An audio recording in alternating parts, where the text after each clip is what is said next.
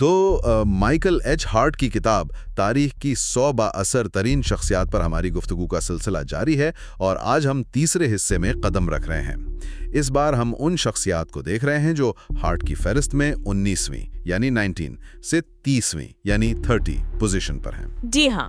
और पिछले हिस्सों की तरह ये फहरिस्त भी काफ़ी मिली जुली है।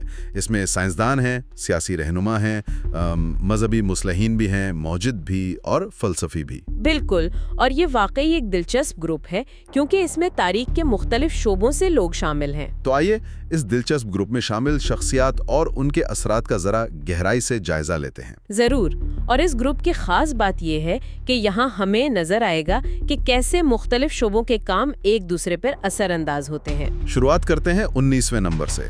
निकोलस कोपरनिकस, पोलैंड के माहिर फल्कियात। जी, 16वीं सदी। उन्होंने वो इनकलाबी नजरिया दिया जिसने सबको हिला कर रख दिया था कि जमीन कायनात का मरकज नहीं बल्कि सूरज है और जमीन बाकी सियारों की तरह सूरज के गिर्द घूमती है। ये बहुत बड़ी बात थी। इससे पहले तो सदियों से अरस्तू और बतलीमुस का मॉडल चल रहा था कि जमीन मरकज है। बिल्कुल, और चर्च भी उसी को मानता था। उनकी किताब भी डी रेवोल्यूशनोबिस ऑर्बियम कोलेस्टियम उनकी मौत के साल ही शाये हुई है। हाँ, और इस एक नजरिए ने ना सिर्फ फल्कियात बदली बल्कि ये एक तरह से साइंसी इनकलाब की शुरुआत थी। अच्छा जी, क्योंकि उसने पुराने अकायद को चैलेंज किया। इसी की बुनियाद पर फिर केपलर ने सैयारों की हरकत के कवानीन बनाए, गैलीलियो ने अपनी दूरबीन से मुशाहिदे किए, तो कोपरनिकस ने वो दरवाजा खोला जिससे कायनात को समझने का पूरा अंदाज ही बदल गया। वाह, यानी एक शख्स का नजरिया कितना बड़ा असर डाल सकता है। अच्छा, 20वें नंबर पर हैं एंटोइन लॉरेंट लेवॉइजर, फ्रांसीसी साइंसदान, 18वीं सदी, जिन्हें जदीद कीमिया का बाप कहा जाता है। जी हाँ, उन्होंने उस वक्त का मशहूर फ्लोजिस्टन नजरिया रद्द किया। हाँ, वो जो मानते थे कि जलने वाली चीजों में कोई आतिशी उनसर होता है। लेवॉइजर ने बताया कि जलना असल में ऑक्सीजन से मिलने का अमल है। बिल्कुल, और ये भी साबित किया कि पानी कोई उनसर नहीं बल्कि हाइड्रोजन और ऑक्सीजन का मुरक्कब है। जी, और हवा ऑक्सीजन और नाइट्रोजन जैसी गैसों का मिक्सचर है। उनकी किताब एलिमेंट्स ऑफ केमिस्ट्री भी बहुत अहम थी। उसने कीमिया की तालीम का मयार बदला, अनासिर की पहली जदीद फहरिस्त दी। असल में लेवोजियर का सबसे बड़ा काम शायद उनका तरीका इत्कार था। उन्होंने कीमिया में नाप तोल यानी क्वांटिटेटिव मेजरमेंट और एक साइंसी सख्ती मुतारिफ करवाई। अच्छा, मतलब सिर्फ दरियाफ्तें नहीं, बल्कि एक पूरा सिस्टम, मादे के तहफ़्फ़ुज़ का कानून, law of conservation of mass, कि कीमियाई अमल में मादा ज़ाया नहीं होता, बस शक्ल बदलता है। नाम रखने का बाकायदा निज़ाम दिया। सही। तो उन्होंने कीमिया को कयास आराइयों से निकालकर ठोस बुनियादें फराहम की, एक वाज़े ज़बान दी। यहाँ तक कि उन्होंने ये भी दिखाया कि सांस लेना भी एक तरह का कीमियाई अमल है, स्लो कंबस्टन। लेकिन उनका अंजाम बड़ा अफसोसनाक हुआ। फ्रांसीसी इनकलाब में उन्हें सजाए मौत दे दी गई। जी, ये वाकई तारीख की एक सितम ज़रीफ़ी है। एक साइंसदान जिसने इतना कुछ दिया, उसे सियासी इंतशार खा गया। लेकिन उसका काम इतना मजबूत था कि उनके बाद भी कीमिया इसी राह पर चलती रही। अब जरा माजी में मजीद पीछे चलते हैं। 21वें नंबर पर कुस्तंतीन आज़म, 4वीं सदी के रोमी शहंशाह, कॉन्स्टेंटाइन द ग्रेट। हार्ट के मुताबिक उनके 2 फैसलों ने तारीख पर गहरा असर डाला। एक तो ईसाईयत कबूल करना और उसे शाही मजहब बनाना। जी हाँ, ये बहुत बड़ा कदम था। इससे ईसाईयत पूरे यूरोप में फैल गई। इन्होंने 325 ईस्वी में निकिया की काउंसिल भी बुलाई, जिसमें वो नाइसीन क्रीड तय हुआ। बिल्कुल, जो आज भी मसीही दुनिया में मरकजी हैसियत रखता है। और दूसरा बड़ा फैसला, दारुल हुकूमत को रोम से बैजंतीन मुंतकिल करना, जिसका नाम बाद में कुस्तंतूनिया पड़ा। इससे मशरकी रोमी सल्तनत यानी बिजांतीनी सल्तनत की बुनियाद पड़ी, जो 1000 साल चली। जी, लेकिन हार्ट एक और नुक्ते पर भी जोर देते हैं, कुस्तंतीन के शहरी कवानीन। अच्छा, वो क्या थे? उन्होंने कुछ पेशे जैसे कसाब, नानबाई, उनको मोरूसी बना दिया, मतलब बेटा बाप का ही पेशा अपनाएगा। और उससे भी अहम, उन्होंने कॉलोनी यानी किसानों को जमीन से बांध दिया। वो जमीन छोड़कर नहीं जा सकते थे। तो वो एक तरह से गुलाम बन गए। नीम गुलाम कह लें। हार्ट सवाल उठाते हैं कि क्या इन कवानीन ने यूरोप में बाद के जागीरदाराना निज़ाम की बुनियाद रखी? तो कॉन्स्टेंटीन की मिरास काफ़ी पेचीदा है, मजहबी इनकलाब भी है और समाजी ढांचे पर गहरे असरात भी। वाकई बहुत पेचीदा। अच्छा, अब आते हैं उन दो शख्सियात की तरफ जिन्होंने तबई दुनिया की हमारी समझ को बदल डाला। 22वें नंबर पर माइकल फैराडे और 23वें पर जेम्स क्लर्क मैक्सवेल। बिल्कुल। बिजली और मैग्नेटिसिटी के दो सुतून। फैराडे 19वीं सदी के अंग्रेज साइंसदान, कमाल के तजुर्बाती ज़हीन थे। रस्मी तालीम ज़्यादा नहीं थी, लेकिन दरियाफ्तें देखें। 1821 में पहली इलेक्ट्रिक मोटर बनाई। जी। इलेक्ट्रोलाइसिस के कवानीन दिए, जिससे इलेक्ट्रोकेमिस्ट्री की बुनियाद पड़ी। बिल्कुल। मैग्नेटिसी और बर्क़ी कुव्वत के खतूत यानी लाइंस ऑफ फोर्स का तस्वुर दिया, और ये भी दरियाफ्त किया कि मैग्नेटिसियत रोशनी पर असर करती है। फैराडे का सबसे इनकलाबी काम मेरे ख्याल में वो फील्ड का तस्वुर था। फील्ड? जी। पहले साइंसदान समझते थे कि कुव्वतें बस एक जिस्म से दूसरे पर लगती हैं। फैराडे ने कहा नहीं, चार्जेस और मैग्नेटिस अपने इर्द गिर्द एक फील्ड बनाते हैं और वो फील्ड असर डालता है। ये बिल्कुल नई सोच थी। अच्छा, ये तो वाकई नया जाविया है। और इसी ने मैक्सवेल के लिए बुनियाद फराहम की। ये कमाल है कि कैसे उनके अमली तजुर्बात ने इतनी गहरी नजरियाती तब्दीलियों को जन्म दिया। और फिर आए मैक्सवेल, स्कॉटलैंड के माहिर तबियात। उन्होंने फैराडे के काम को, उनके फील्ड के तस्वुर को रियाजी की जबान दी। जी, वो मशहूर ज़माना 4 मसावातें, मैक्सवेल्स इक्वेशंस, जिन्होंने बिजली, मैग्नेटिसियत और रोशनी, उन सब को एक ही नजरिए यानी बर्क़-नातीसियत, इलेक्ट्रोमैग्नेटिज्म में जोड़ दिया। और इन मसावातों ने एक हैरानकुन पेशगोई भी की थी। वो क्या? कि बर्क़ी मैग्नेटिसी लहरें खला में रोशनी की रफ्तार से सफ़र कर सकती हैं। वाह! जिसे बाद में हाइनरिक हर्ट्ज ने तजुर्बाती तौर पर साबित किया, जब उन्होंने रेडियो लहरें दरियाफ्त की। तो मैक्सवेल का काम सिर्फ थियरी नहीं था, इसने रेडियो, टीवी, रेडार, तमाम वायरलेस कम्युनिकेशन की बुनियाद रखी। तो फैराडे और मैक्सवेल ने मिलकर गोया इलेक्ट्रॉनिक दौर का आगाज किया। बिल्कुल। एक ने तजुर्बाती बुनियाद रखी, दूसरे ने उस पर नजरियाती इमारत खड़ी की। जबरदस्त। अब साइंस से जरा हटकर मजहब और नजरियात की तरफ चलते हैं। 24वें नंबर पर मार्टिन लूथर। 16वीं सदी की प्रोटेस्टेंट इस्लाहात, प्रोटेस्टेंट रिफॉर्मेशन के मरकजी किरदार। जी, जर्मन राहिब और प्रोफेसर। वो कैथोलिक चर्च के कुछ तरीकों से सख्त नाला थे, खास तौर पर वो इंडल्जेंसेस यानी गुनाहों की माफी के सर्टिफिकेट्स जो पैसों से बिकते थे, और चर्च की दुनियादारी और बढ़ते हुए इख्तियार पर भी। 1517 में उन्होंने अपने मशहूर 95 नुकात 95 थीसिस पेश किए, जिसके बाद बात बढ़ती गई। जी, उन्होंने पोप और चर्च काउंसिलों के हतमी इख्तियार को चैलेंज किया और इस बात पर जोर दिया कि नजात सिर्फ ईमान से मिलती है और बाइबल ही वाहिद रहनुमा है। 16 फीदे 16 स्क्रिप्चर। उन्होंने पर्गेटरी, आराफ को भी रद्द किया, पादरियों की लाजमी मुजर्रद जिंदगी को भी, खुद भी शादी की। 1521 में उन्हें बद्दई करार दे दिया गया। तो इन सब का असर क्या हुआ? लूथर ने मगरिबी ईसाइयत में एक जलजला बर्पा कर दिया। प्रोटेस्टेंट फिरके वजूद में आए, लूथरन, कैल्विनिस्ट, एंग्लिकन वगैरह। जी, यूरोप का मजहबी नक्शा ही बदल गया, और इसका असर सिर्फ मजहब पर नहीं पड़ा। अच्छा? जर्मन कौम परस्ती को भी हवा मिली, रोम के खिलाफ बगावत के तौर पर। कुछ मौरखीन तो उनकी तालीमात को बाद की जर्मन मुतलकुल अनान हुकूमतों से भी जोड़ते हैं, क्योंकि वो हुक्मरानों की इताअत पर जोर देते थे। क्या उनसे पहले इस्लाह की कोशिश नहीं हुई थी? वाइकल्फ, हस वगैरह हुई थी, लेकिन हार्ट कहते हैं कि लूथर का वक्त सही था। प्रिंटिंग प्रेस ने उनके ख्यालात बिजली की तरह फैला दिए, तो उन्होंने सिर्फ मजहब नहीं बदला, बल्कि अनजाने में यूरोप की सियासत और माशरत भी बदल दी। बहुत गहरे असरात। अब आते हैं अमेरिका के बानियों की तरफ। 25वें नंबर पर जॉर्ज वॉशिंगटन, पहले अमेरिकी सदर। हार्ट उन्हें बहुत ज्यादा अहमियत देते हैं। उनका किरदार कई जगह क्लीदी था। इनकलाबी जंग में कमांडर इन चीफ, आईनी कन्वेंशन के सदर, और सबसे अहम 2 बार सदर रहने के बाद खुद इख्तिदार छोड़ देना। जी, पुरअमन इंतकाले इख्तिदार की रिवायत कायम करना। वो शायद जेफरसन या मेडिसन जैसे मुफक्कर नहीं थे, लेकिन हार्ट कहते हैं कि उनकी क़यादत, उनका किरदार अमेरिका के शुरू के नाजुक सालों में मुल्क को जोड़े रखने के लिए लाजमी था। हार्ट उनका मुवाजना ऑगस्टस सीजर से करते हैं, लेकिन दर्जा कम देते हैं क्योंकि वॉशिंगटन का दौरे क़यादत छोटा था और अमेरिका बनाने में कई और लोगों का भी बड़ा हाथ था। तो क्या उनकी अहमियत सिर्फ अमेरिका तक है? नहीं, ہارٹ کے مطابق کیونکہ امریکہ بعد میں سپر پاور بنا اور 20ویں صدی کی اہم ایجادات اور واقعات میں اس کا بڑا کردار رہا، جیسے ہوائی جہاز، ایٹم بم، چاند پر جانا۔ بالکل، تو امریکہ کے بانی کے طور پر واشنگٹن کا عالمی اثر بھی بڑھ جاتا ہے، اور یہ سوال بھی اٹھتا ہے کہ کسی قوم کی تعمیر میں لیڈرشپ زیادہ اہم ہے یا نظریات؟ واشنگٹن کی مثال قیادت کی اہمیت دکھاتی ہے۔ نظریات کی بات ہوئی ہے تو 26ویں نمبر پر کارل مارکس ہیں، 19ویں صدی کے جرمن فلسفر اور معیشت دان۔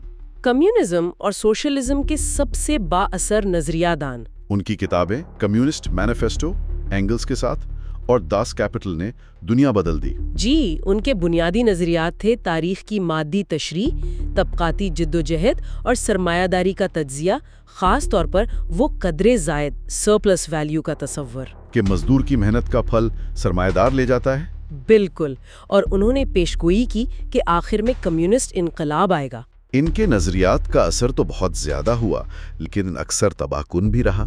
روس، چین، کروڑوں اموات، تو ہارٹ انہیں اتنا اونچا درجہ کیوں دیتے ہیں؟ یہ بہت اہم سوال ہے۔ ہارٹ خود واضح کرتے ہیں کہ یہ درجہ بندی صرف اور صرف اثر و رسوخ کی بنیاد پر ہے، چاہے وہ اثر مثبت ہو یا منفی۔ اچھا، یعنی صرف اثر کا پیمانہ دیکھا جا رہا ہے؟ جی، 20ویں صدی میں دنیا کا ایک بڑا حصہ ان کے نظریات سے متاثر ہوا۔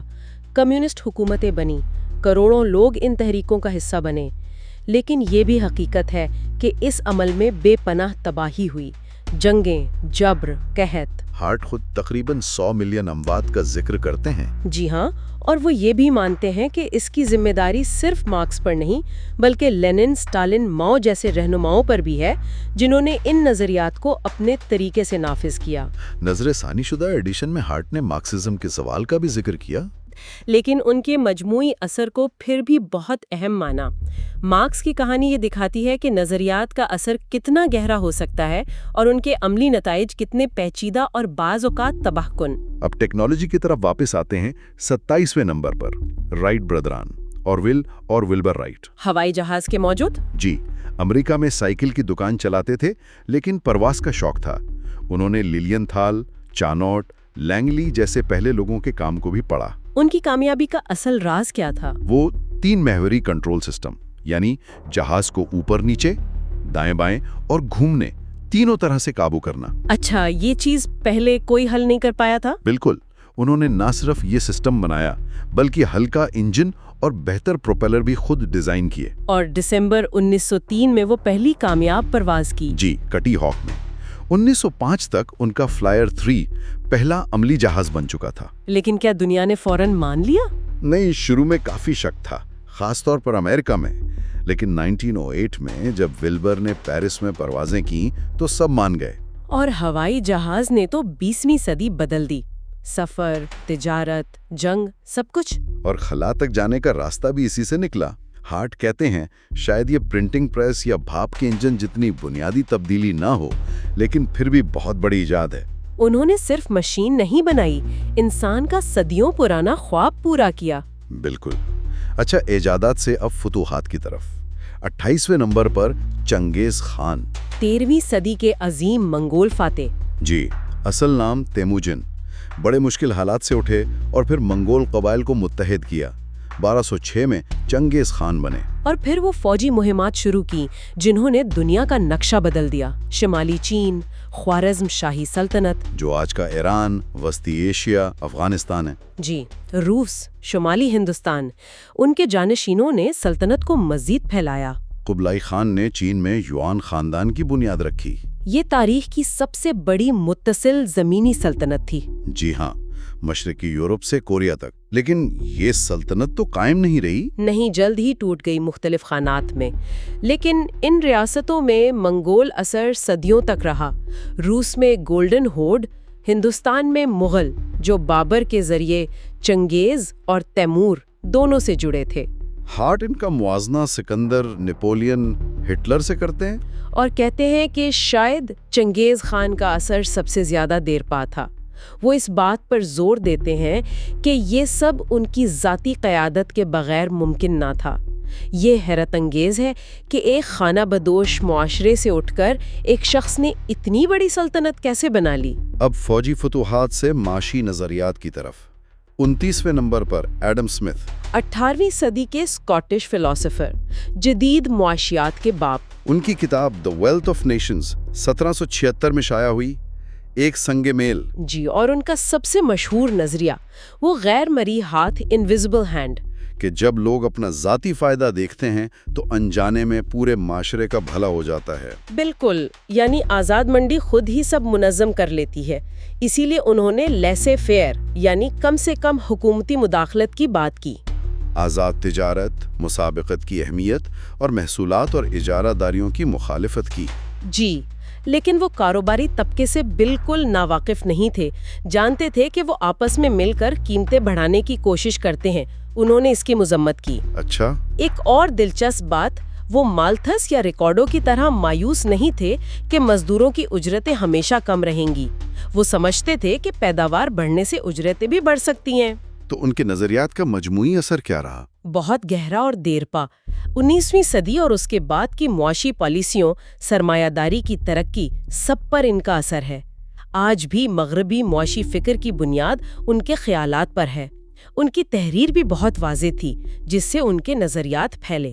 انہوں نے جدید معاشی دنیا کا فکری ڈھانچہ دیا، کہا جا سکتا ہے۔ اور اب آج کی فہرست کا آخری نام 30ویں نمبر پر، اور یہ بہت ہی غیر متوقع اور متنازع ہے۔ ہارٹ نے یہاں ولیم شیکسپیئر کو نہیں رکھا۔ جی نہیں، بلکہ ایڈورڈ ڈی ویئر 17ویں ارل آف آکسفورڈ کو رکھا ہے۔ اور وجہ یہ کہ ہارٹ اس نظریے کے حامی ہے کہ شیکسپیئر کے نام سے جو ڈرامے اور نظمیں ہیں وہ اصل میں ایڈورڈ ڈی ویئر نے لکھی تھیں، اور ولیم شیکسپیئر صرف ایک کلمی نام تھا۔ یہ تو بہت بڑا دعویٰ ہے۔ ہارٹ کیا دلیل دیتے ہیں؟ ہارٹ اپنی کتاب میں کئی باتیں کہتے ہیں۔ وہ کہتے ہیں کہ اسٹریٹ فارڈ والے شیکسپیئر کی زندگی کی تفصیلات، تاجر پس منظر، ان پڑھ خاندان، وصیت میں کتابوں کا ذکر نہیں، مقامی طور پر مصنف کی پہچان نہیں، وہ ان ڈراموں کے علم سے میل نہیں کھاتی۔ ڈراموں میں تو اشرافیہ، دربار، قانون، غیر ملکی زبانیں، اٹلی، شکار، ان سب کا ذکر ہے۔ بالکل، جبکہ ڈی ویئر ایک اعلیٰ تعلیم یافتہ اشرافیہ تھا۔ اس نے یورپ کا سفر کیا، دربار سے واقف تھا، قانون جانتا تھا، اور ان تمام مشاغل سے بھی واقف تھا۔ ہارٹ اور دوسرے آکسفورڈین حامی ڈراموں میں ڈی ویئر کی زندگی کے واقعات بھی ڈھونڈتے ہیں۔ جی، جیسے ہیملیٹ کا پولونیس کو مارنا، بیوی پر الزام وغیرہ۔ وہ ملکہ الزبتھ کی طرف سے ڈی ویئر کو ملنے والی بڑی پینشن کا بھی ذکر کرتے ہیں، جو عین اسی وقت شروع ہوئی جب شیکسپیئر کی تحریریں آنا شروع ہوئیں۔ اور ان کے مطابق شیکسپیئر کا نام کب جڑا؟ وہ کہتے ہیں یہ 1623 میں فرسٹ فولیو یعنی ڈراموں کے پہلے مجموعے کی اشاعت سے شروع ہوا، جو ڈی ویئر کی موت کے کافی سال بعد شائع ہوا۔ تو اس معاملے میں عام علمی رائے کیا ہے؟ یہ بتانا بہت ضروری ہے کہ یہ ہارٹ کا ایک انتہائی متنازع نظریہ ہے، جسے مرکزی دھارے کے شیکسپیئر اسکالرز مکمل طور پر مسترد کرتے ہیں۔ وہ اسٹریٹ فورڈ کے ولیم شیکسپیئر کو ہی اصل مصنف مانتے ہیں۔ اچھا، ہم یہاں صرف ہارٹ کی کتاب میں پیش کردہ دلیل بتا رہے ہیں۔ ہارٹ کے لیے اصل نقطہ اثر و رسوخ ہے۔ جس نے بھی یہ ڈرامے لکھے وہ بہت زیادہ بااثر تھا۔ ہارٹ اس مصنف کو، جسے وہ ڈی ویئر سمجھتے ہیں، 30ویں نمبر پر رکھتے ہیں۔ تو یہ معاملہ یہ سوال اٹھاتا ہے کہ جب بنیادی حقائق ہی متنازع ہوں تو اثر کا اندازہ کیسے لگایا جائے؟ بالکل، یہ تصنیف، شناخت اور تاریخی اثر کے تعین کے بارے میں ایک اہم نقطہ ہے۔ تو یہ تھی 19ویں سے 30ویں پوزیشن کی شخصیات۔ ایک بار پھر کتنا تنوع ہے! سائنس، سیاست، مذہب، ایجادات، معیشت، ادب، ان سب کا خلاصہ کیا ہے؟ ان سب شخصیات کو، جو تقریباً 15ویں صدی سے 20ویں صدی تک پھیلی ہیں، جوڑنے والا خیال شاید یہ ہے کہ تاریخ کسی ایک چیز سے نہیں بنتی۔ سائنسی دریافت، سیاسی طاقت، نئی ٹیکنالوجی، مذہبی جذبہ، فلسفیانہ نظریات، یہ سب آپس میں ملتے ہیں، ٹکراتے ہیں اور مل کر تاریخ کا رخ متعین کرتے ہیں۔ صحیح۔ اس فہرست کا یہ حصہ اسی پیچیدہ تانے بانے کی ایک جھلک دکھاتا ہے۔ اور سامعین کے لیے ایک سوال چھوڑ جاتے ہیں۔ اس گروپ 19 سے 30 کو دیکھتے ہوئے ہارٹ کی درجہ بندی کے مطابق دیر پا تاریخی اثر ڈالنے کے لیے کیا چیز سب سے اہم لگتی ہے؟ کوئی انقلابی خیال، سیاسی یا فوجی طاقت، کوئی زندگی بدل دینے والی ایجاد، یا پھر ثقافتی اور نظریاتی اثر؟ اس پر ضرور سوچئے گا۔ بالکل، اس پر غور کیجئے گا، اور ہم اگلی بار ہارٹ کی فہرست میں مزید آگے بڑھیں گے۔